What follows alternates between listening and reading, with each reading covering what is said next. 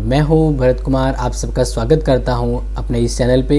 और हम 12th political science की सब्जेक्ट को यहाँ पे पढ़ रहे हैं। तो आज जो हमारा जो लेक्चर है वह 12th पॉलिटिकल साइंस का सेकंड लेसन का थर्ड पार्ट है, ठीक है ना।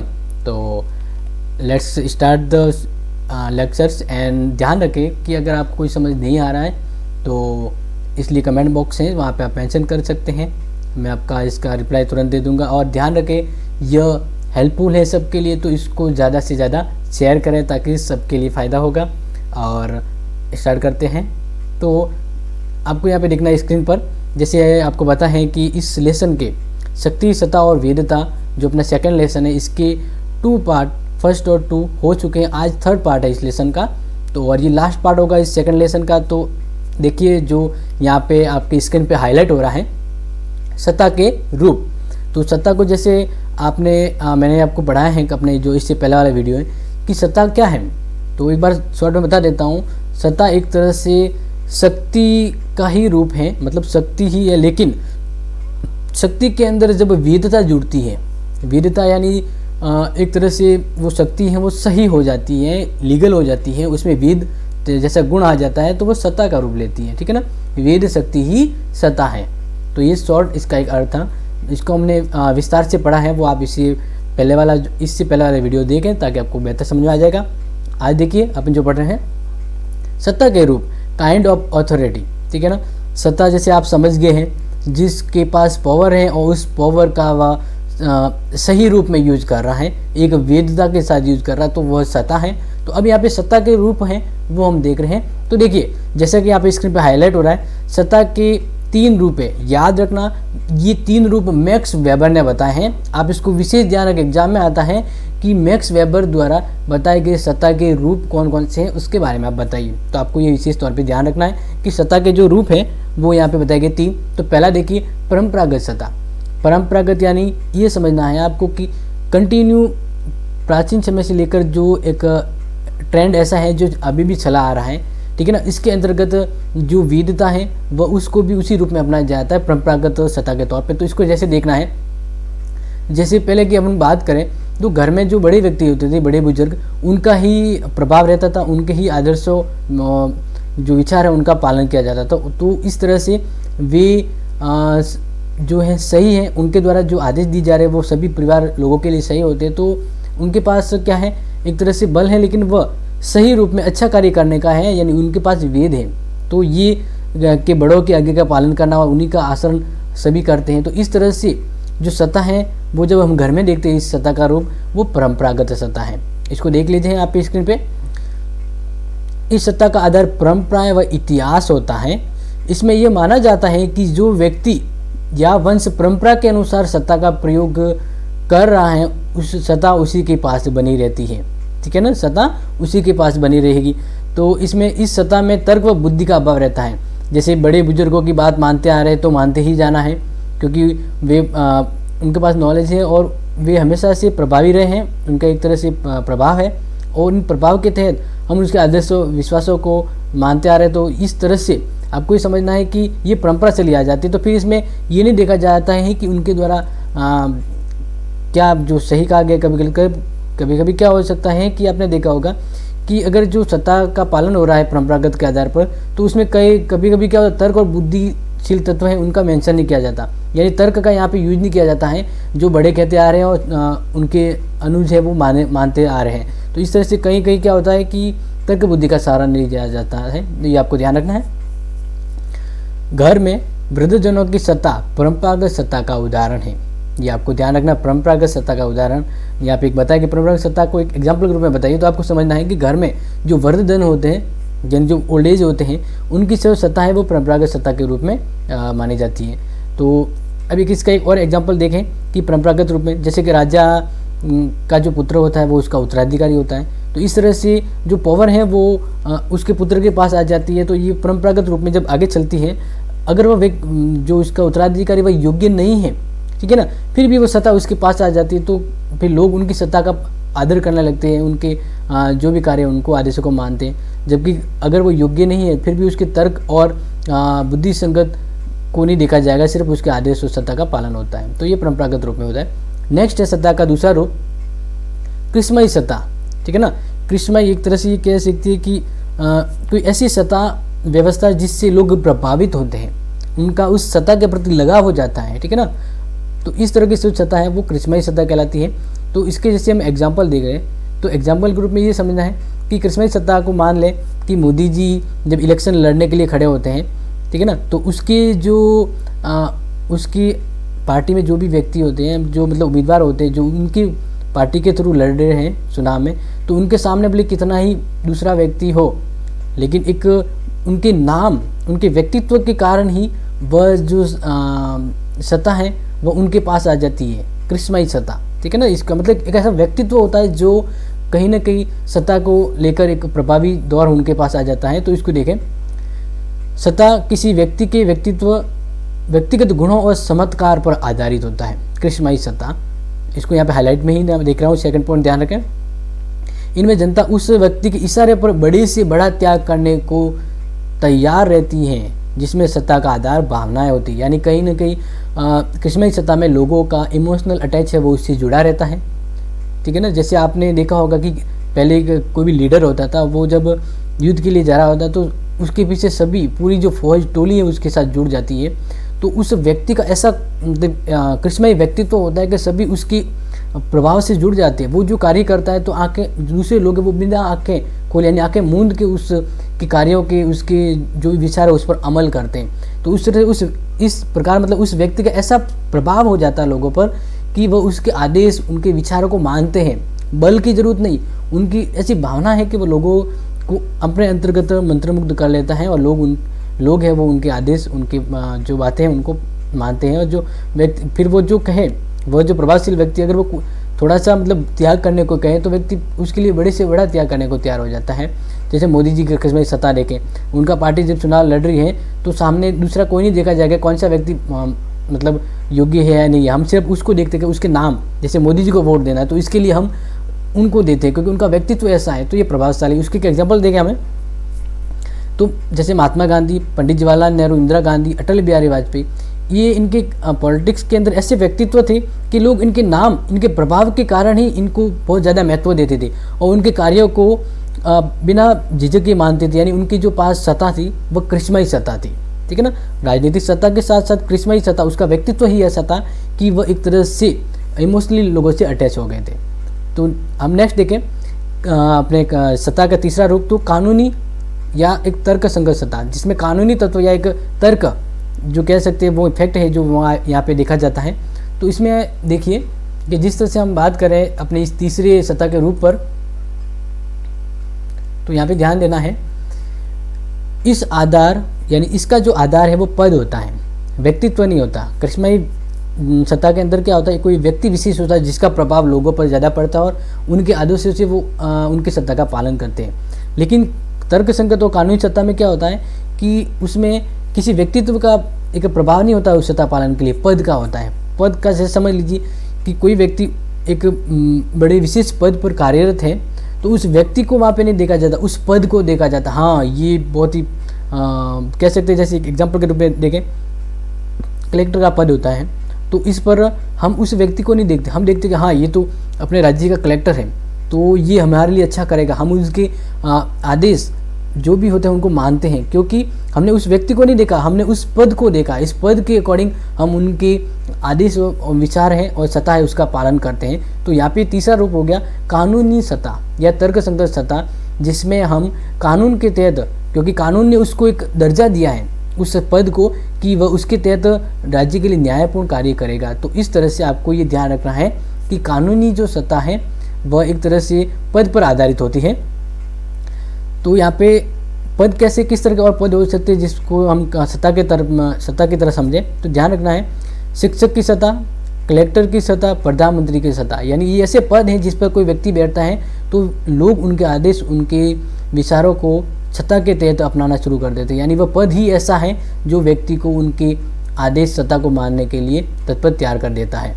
तो इस तरह से यदि कानूनी सत्ता का जो प्रयोग कर रहा है उसका व्यक्तित्व चमत्कारी हो तब वह असीमित सत्ता का प्रयोग कर सकता है। साथ ही साथ ध्यान रखना है कि जैसे प्रधानमंत्री पद पर कोई व्यक्ति है, ठीक है ना, तो उस व्यक्तित्व को इतना महत्व नहीं दिया जाएगा जितना उस पद को ज़्यादा सम्मान और तवज्जो दिया जाता है। लोग उसके आदेशों का पालन करते हैं, यानी सत्ता है वो हम लोग अपने दिल से मानते हैं। अब यहाँ पे ध्यान रखना है कि उस पद पर अगर कोई ऐसा प्रसिद्ध व्यक्ति बैठ जाए जो लोगों के लिए एक प्रेरणादायक स्रोत है, वह उस पद पर बैठ जाए तो फिर वह असीमित सत्ता का प्रयोग करेगा। यानी एक तो कह दीजिए प्रधानमंत्री पद की जो वैल्यू है, लोग उसको कितना सम्मान देते हैं, उनका आदर करते हैं। दूसरा हम बात करके वहाँ पे कोई एक प्रभावशील व्यक्ति आ जाए, वो जीत कर वो चुनाव में आ जाए, वो प्रधानमंत्री बनता है, तो उसकी जो सत्ता है वो डबल हो जाती है। यानी वो सत्ता है उसकी जो लिमिट है वो ऊपर हो जाती है, क्योंकि फिर लोग उनको पूरे दिल से मानते हैं, उनकी सत्ता का पालन करते हैं, उनके लिए बड़ा से बड़ा त्याग करने को तैयार हो जाते हैं। तो पद के साथ व्यक्तित्व एक सत्ता का व्यक्ति विशेष रूप हो जाता है। तो इस तरह से आप ये समझ गए होंगे कि कानूनी और तर्कसंगत सत्ता क्या है। नेक्स्ट हम यहाँ पे देखें अपने जो अब पढ़ रहे हैं इस सत्ता के ऊपर, तो मैक्स वेबर की जब बात करते हैं तो उन्होंने इसके 3 रूप बताए हैं। तो नेक्स्ट हम देखें कि अब जो हमारा आगे वाला जो टॉपिक आने वाला वो वेदता, जो इस शक्ति सत्ता और वेदता का जो एंडिंग पॉइंट है वो यहाँ पे देखना है। तो आपको ये ध्यान रखना है कि इस प्रकार सत्ता के बिना सभ्य समाज की कल्पना नहीं की जा सकती। सत्ता बहुत ज़रूरी है। सत्ता का मतलब ये है कि लोगों को उस राज्य की शक्ति पर विश्वास है, वो जो भी करे, यानी शक्ति के साथ जब लोगों का विश्वास वेदता जुड़ती है तो वो सत्ता का रूप होती है। तो इस तरह से आपको ध्यान रखना है, सत्ता को देश के संवैधानिक कानून और संस्कृति मूल्यों, परंपराओं व नैतिक धारणाओं के सापेक्ष रखकर ही कार्य करना होता है। नेक्स्ट हम देख रहे हैं वेदता, जिसको यहाँ पे इंग्लिश वर्ड लेजिटिमेसी कहा गया है, और यह लैटिन भाषा की लेजिटिमस से उत्पन्न हुआ है, जिसका अर्थ है वैधानिक। वैधानिक यानी लॉफुल। लॉफुल का मतलब कानूनी रूप में सही है। तो वेदता का मतलब हो गया जो तत्व या जो विचार है वो कानूनी रूप में सही यानी लॉफुल है, तो वो वेदता की श्रेणी यानी एक तरह से लेजिटिमेसी कहा जाएगा। तो वेदता का औचित्य लंबा इतिहास रहा है। यानी वेदता के बारे में हम बहुत लंबे समय से पढ़ते आ रहे हैं या समझते आ रहे हैं। इतिहास में भी इसका वर्णन है कि जो औचित्यपूर्ण यानी सही है कानूनी रूप में या हर तरह से अगर वह सही है तो उस विचारधारा में वो वेदता उस शब्द के साथ जुड़ जाती है। तो इसको हम जब यहाँ पे देखें तो ध्यान रखना है कि प्लेटो ने न्याय सिद्धांत द्वारा व अरस्तु ने संवैधानिक शासन द्वारा शासक की वेदता को सिद्ध करने का प्रयास किया है। जो उस राज्य में जो शासन कर रहा है उसकी वेदता है वो सिद्ध करने का इन विद्वानों ने प्रयास किया है। मनुस्मृति और कौटिल्य के अर्थशास्त्र में राजा या स्वामी को सभी अधिकार कुछ कर्तव्यों के निर्वहन के साथ दिए गए थे। तो ये यहाँ पे जो चीज़ें यहाँ पे हाईलाइट हो रही है वह आपको ध्यान रखना है। तो देखें कि मध्यकाल में राज्य की उत्पत्ति के देवीय सिद्धांत को महत्व दिया गया था, उसमें सत्ता का आधार देवीय सिद्धांत को माना गया था। तो इसी तरह हॉब्स, लॉक और रूसो ने देवीय उत्पत्ति के स्थान पर एक नया सिद्धांत दिया था, जो हम कह सकते हैं लोगों की सहमति यानी सामाजिक समझौता का सिद्धांत। ठीक है ना। तो इसमें लोगों की सहमति से वो सत्ता है, मतलब जो बल है उसके साथ वेदता जुड़ी थी, यानी सत्ता जुड़ी थी, वेदता जुड़ी और सत्ता का रूप हुआ था वो। और वर्तमान की जैसे हम बात करें आधुनिक समय में लोकतांत्रिक शासन व्यवस्था है, तो इस लोकतांत्रिक शासन व्यवस्था में जनता की सहभागिता होती है और जनता की सहभागिता से उस राज्य को प्रामाणिकता मिलती है, वो प्रामाणिक माना जाता है। ठीक है ना। क्योंकि जैसे हम लोकतंत्र में विश्वास करते हैं और लोकतंत्र को बनाया किसने? हम लोगों ने। हम लोगों यानी इस जैसे हम बात करें किसी राज्य में तो उस राज्य की जनता ने उस लोकतंत्र को बनाने में अपना योगदान दिया, अपनी भागीदारी दी है। तो इस तरह से जनता की सहभागिता ने उस व्यवस्था को, उस राज्य की सरकार को वैधानिक बनाया है। ठीक है ना। तो इस तरह से ये वैधानिक प्रमाणन यहाँ पे लोकतांत्रिक व्यवस्था में देखी गई है। तो अब ये आपको ध्यान रखना है कि जो वैधानिकता की हम बात करें कि वेदता, तो वेदता किस तरह से आती है राज्य में, किस तरह से हम उस लोकतांत्रिक व्यवस्था में वेदता को सिद्ध कर सकते हैं। तो ये तो आप जान गए होंगे कि लोगों की सहभागिता होती है। फिर ये आपको ध्यान रखना है कि लोगों की ऐसी स्वीकृति अगर प्राप्त नहीं हो, राज्य के अंतर्गत लोगों की सहमति प्राप्त नहीं हो तो क्या राज्य में वेदता बनी रहेगी, राज्य का अस्तित्व रहेगा? बिल्कुल नहीं रहेगा। क्योंकि लोग ही उस राज्य का सपोर्ट नहीं करेंगे तो उसके अंदर वेदता व जो शक्ति है वो ज़्यादा समय तक नहीं टिकेगी, उसका शरण शून्य हो जाता है। तो अब यहाँ पे यह ध्यान रखना है कि मतदान, जनमत और संचार के साधन, राष्ट्रवाद आदि वे साधन हैं जिनके माध्यम से वेदता को प्राप्त किया जा सकता है। वापस दोहरा रहा हूँ, ध्यान रखें, वेदता को प्राप्त करने का जो साधन है वो क्या है, किस तरह से वेदता को प्राप्त किया जा सकता है। जैसे लोकतंत्र में लोकतंत्र को वेद कभी माना जाएगा जब उसमें जनता की भागीदारी होती है। जनता की भागीदारी यानी जनता का विश्वास हो जाता है तो वेदता है, यानी जो राज्य है वो वेद हो जाता है, लीगल हो जाता है। तो अब यहाँ पे वापिस एक तरह से आपको ध्यान रखना है कि वेदता के साधन कौन से हो सकते हैं। तो मतदान, जिसके द्वारा सरकार को वेद माना जाता है, लोग अपनी सहमति से सरकार को उच्च दर्जा देते हैं। जनमत के तहत संसार के साधन और राष्ट्रवाद, ये ऐसे तत्व हैं, भावना है जो एक तरह से वेदता को महत्वपूर्ण बनाते हैं, यानी एक तरह से वेदता के साधन है। वेदता ग्रीन के इस कथन को सिद्ध करती है, यानी वेदता के बारे में ग्रीन ने कहा है कि इच्छा न कि बल राज्य का आधार होता है। यानी जो क्या है कि राज्य जिस मुकाम पे खड़ा है तो उसके लिए राज्य का बल है वो लोगों पर हावी नहीं होता है, लोगों की इच्छा ही मिलकर राज्य को बनाती है। तो इस तरह से वेदता को एक इच्छा के तौर पे भी माना गया है जो एक वेद होती है। तो इस तरह से आपको ध्यान रखना है कि वेदता वास्तव में शक्ति और सत्ता के बीच की कड़ी है। शक्ति यानी पावर, ठीक है ना, और सत्ता जो उस राज्य में लोगों के ऊपर स्थापित होती है, लोग उसकी सत्ता का पालन करते हैं। तो इनके बीच में जो कड़ी है वो कड़ी के रूप में वेदता होती है, ठीक है ना। जैसे मैंने कल वीडियो में बताया था कि शक्ति के साथ जब वेद जुड़ जाता है, वेदता जुड़ जाती है तो वो सत्ता का रूप होती है। तो यहाँ पे आपको ध्यान रखना, ये छोटा सा प्रश्न आता है रहता है कि शक्ति और सत्ता के बीच में कड़ी का काम कौन करता है, वेदता करती है, ठीक है ना। तो ये ध्यान रखना है। जैसे एग्जाम्पल के रूप में हम बात करें, एक राज्य है, राज्य के अंदर जो उस राज्य की जो शासन व्यवस्था है वह शक्ति के बल पर अगर लोगों पर उस राज्य के लोगों पर राज करेगी तो वह राज्य लंबे समय तक नहीं चल सकता है, ठीक है ना। अगर इसकी दूसरी ओर देखें तो उस राज्य की जो सरकार, जो शासन व्यवस्था है, ठीक है ना, वह लोगों के हित के लिए काम कर रही है। तो यहाँ पे आपको ध्यान रखना है कि लोगों ने उस राज्य को बनाया है, तो मतलब वेद किया है। तो उस राज्य के पास जो शक्ति थी उसको सही ठहराया है लोगों ने, तो वो शक्ति है जो सही थी, वेद थी, उस दोनों के मिलने से फिर सत्ता हो जाती है। यानी जब सत्ता राज्य में स्थापित होती है तो उसके लिए शक्ति है वो महत्वपूर्ण होती है, लेकिन इन दोनों को जोड़ने के लिए कड़ी के रूप में वेदता काम करती है, क्योंकि शक्ति के साथ लीगल सही यानी वेद गुण है। मतलब वेदता जब जुड़ जाती है, शक्ति के साथ वेदता जुड़ जाती है, तब वह सत्ता का परिपूर्ण अर्थ हो जाता है। क्योंकि जब लोग राज्य में सत्ता का पालन क्यों करते हैं, क्योंकि एक तो लोगों को उस राज्य की व्यवस्था पर विश्वास होता है, दूसरा लोग ये मानते हैं कि जो राज्य की जो शासन व्यवस्था है उनके द्वारा जो कार्य किया जाता है वो सही रूप में किया जाता है, यानी वेद रूप में किया जाता है। तो राज्य की बल और वेदता ये होने से सत्ता का पालन होता है, ठीक है ना। इस तरह सत्ता राज्य में अस्तित्व में आती है, ये आपको ध्यान रखना है। तो जैसे हम आगे पढ़ें तो आपको ये ध्यान रखना है कि वेदता के आधार पर लोगों के हृदय पर शासन किया जा सकता है। तो जैसे आप ये समझ गए होंगे कि जो मैं यहाँ पे बताना चाह रहा हूँ वो ये है कि वेदता का मतलब क्या होता है, सही, एक तरह से राइट चॉइस है जो उस राज्य के तहत हो रही है, ठीक है ना।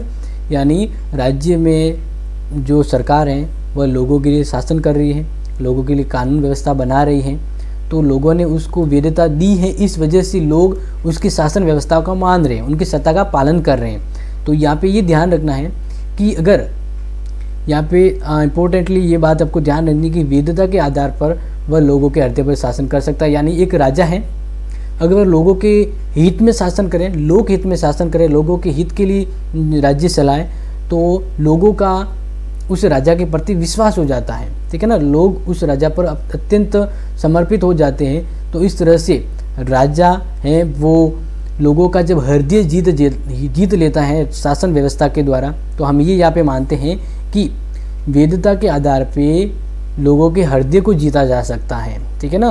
वेदता सही है और लोग जब सही के साथ होते हैं, यानी लोगों के हृदय को जीतने की जो व्यवस्था होती है वो वेदता के तहत आती है, क्योंकि सही का हर जगह सम्मान होता है, हर जगह वेदता है वो फिर मानी जाती है। तो इस तरह से आपको ये ध्यान रखना है हम वेदता के बारे में जो हमने पढ़ा है। नेक्स्ट हम ध्यान रखें कि अगर कहीं पे वेदता नहीं है राज्य में तो क्या होगा। वेदता नहीं होगी तो राज्य में क्रांति हो जाती है। कैसे?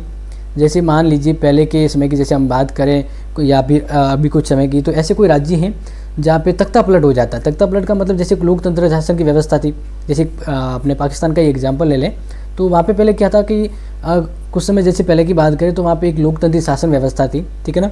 तो प्रधानमंत्री द्वारा जो वहाँ पे राज्य शासन व्यवस्था चलाई जा रही थी, तो वह लोगों के द्वारा उस व्यवस्था को बनाया गया था, यानी लोकतंत्र की व्यवस्था थी। लेकिन वहाँ पर सैनिक शासन द्वारा उस सत्ता का, उस शासन व्यवस्था का तख्ता पलट दिया। मतलब जो सैनिकी शासन व्यवस्था थी वह उस राज्य पर हावी हो गई और लोकतंत्री व्यवस्था को वहाँ पे दबाया गया।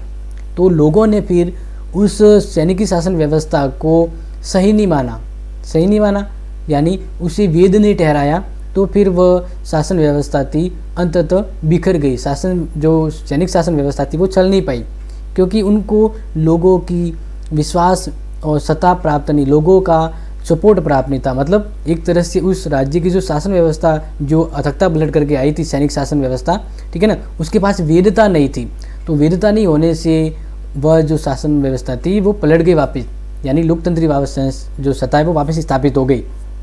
तो यहाँ पे मैं कहना ये चाहता हूँ कि वैधता है वो शासन व्यवस्था के लिए एक बहुत ही महत्वपूर्ण आयाम होता है जो ध्यान रखना होता है। क्योंकि अगर राज्य में वैधता जैसा तत्व नहीं हो पाता है तो राज्य में संघर्ष जैसी व्यवस्था उत्पन्न हो जाती है। तो आगे देखें कि ऐसी स्थिति में यह आपको ध्यान रखना है कि जब हम यहाँ पे बात करें, ठीक है ना, कि हम जब यहाँ पे बात करें तो आपको ध्यान रखना है कि वैधता बहुत ही जरूरी है। वैधता न होने से राज्य का अस्तित्व वो संकट में पड़ जाता है। लोग उनकी आदेशों का, उस राज्य की आदेश और शक्ति का पालन नहीं करेंगे क्योंकि उसमें वैधता ही नहीं है। यानी कह सकते हैं कोरी शक्ति है वो लंबे समय तक नहीं जीत सकती है। शक्ति को सपोर्ट चाहिए होता है कि वह जो काम कर रही है सही कर रही है। जब उसके साथ वैधता आ जाती है तब वह शक्ति वैधता के साथ सत्ता उस राज्य में स्थापित कर सकती है। तो नेक्स्ट देखना है हमें यहाँ पे कि पुराना वर्ग, अगर अब ये वेरी इंपॉर्टेंट है कि समय के साथ राज्य में जो व्यवस्था है उनमें परिवर्तन होना चाहिए। अगर परिवर्तन है वो नहीं होता है तो कह सकते हैं कि जो शासन है वो पुराना हो जाता है। क्योंकि जिस पहले की हम बात करें तो पहले कहीं ना एक लोकतंत्री शासन व्यवस्था से पहले राजतंत्रात्मक शासन व्यवस्था थी। तो राजतंत्रात्मक शासन व्यवस्था समय के अनुसार उस व्यवस्था का अस्तित्व कमज़ोर हो गया और वर्तमान में लोकतंत्र की शासन व्यवस्था अपनाई गई है। तो यहाँ पे आपको ध्यान रखना है कि सत्ता का जो रूप है वह लोग हैं, ठीक है ना, एक लोकप्रिय शासन व्यवस्था है। तो सत्ता भी, यानी जो वैधता है वो भी समय के अकॉर्डिंग बदलती है और समय के अकॉर्डिंग राज्य की जो व्यवस्था है अगर वो नहीं बदलती है तो वैधता उसको नकार देती है और वैधता जब उसको नकार देगी तो उसका अस्तित्व ही समाप्त हो जाता है। यहाँ पे ध्यान रखना, हाईलाइट इंपॉर्टेंट है। तो नेक्स्ट यहाँ पे देखें कि ऐसे बहुत से एग्जाम्पल आपने देखे होंगे जब राजनीतिक व्यवस्था जन सामान्य की आशाओं को पूरा नहीं कर पाती तब लोग उनके खिलाफ हो जाते हैं और तख्ता पलट हो जाता है उस सरकार का, क्योंकि वह जो शासन व्यवस्था है वो लोगों के अनुकूल नहीं है। वहाँ की जो राजनीतिक व्यवस्था है जब उनके अनुकूल नहीं हो पाती है तब वहाँ की शासन व्यवस्था है वह उसका तख्ता पलट कर देती है, ठीक है ना, ये ध्यान रखना है।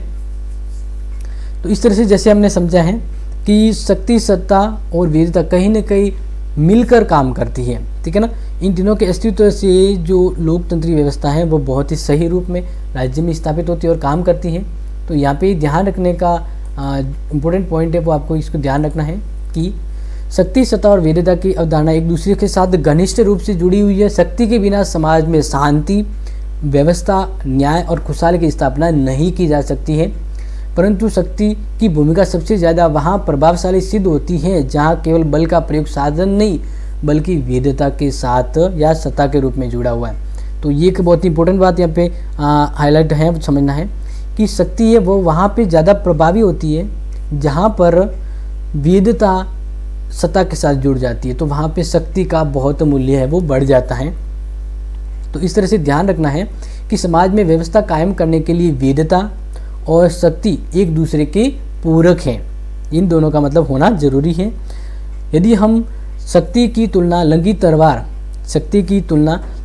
तलवार से करें तो सत्ता का क्या होगी, मयान में ढकी हुई तलवार है जो जरूरत पड़ने पर बाहर निकल आती है। यानी एक तरह से जब तलवार नंगी होती है तब तो वो शक्ति के तौर पे होती है, लेकिन जब वह अंदर होती है मयान में, तब वह सत्ता का रूप होती है। ठीक है ना। यानी लोग ये समझते हैं कि सत्ता एक तरह से प्रभावशील भावनात्मक एक पहलू है जो हमें सही करने के लिए आगे है, वो कह सकते पॉजिटिव व्यू है वो प्रदान करता है। तो ये ध्यान रखना है। एक अच्छा एग्जाम्पल यहाँ पे दिया हुआ है कि शक्ति की तुलना, यानी शक्ति को एक तरह से हम नंगी तलवार समझे, तो सत्ता क्या होगी, मयान में छुपी हुई तलवार है जो मर्यादापूर्ण है और लोग उस आदर्श को मानते हैं। तो वास्तव में शासक की शक्ति सत्ता का रूप होती है, शासक की शक्ति सत्ता का ही रूप होती है, तब वह उसका अधिकार बन जाती है।